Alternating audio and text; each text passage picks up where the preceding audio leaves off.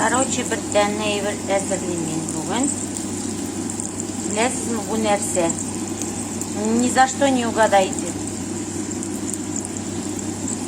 Короче, мен бүгін кіріп пельмен алдым. Пельмен алдым да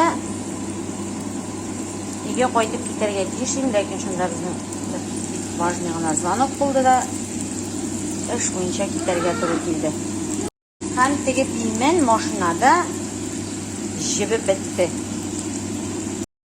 Bizge her vakit rızıkны әрәм итәргә ярамый дип үстерделәр, тәрбияләделәр безне шулай. Һәм кайттым да мин моны шундый тәмле пельмен икәнен күренеп тора инде аның. Ну пельменнән бер хәреф тә калмаган. Мин моны җәйдем. Онлый менә шулай. Түгәрәкләп җәйдем дә. Шулай кискәләдем дә. Решила кыздырырга.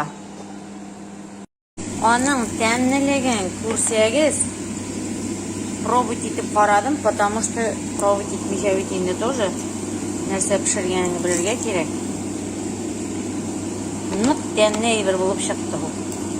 Искиткеч. Как раз иртәгәгә исәнчә ишәргә менә дигән. Әгәр булай гына күрсәтсәң нәрсә булыр? Бер кем угадать итә торган әйбер түгел. Менә шулай дуслар.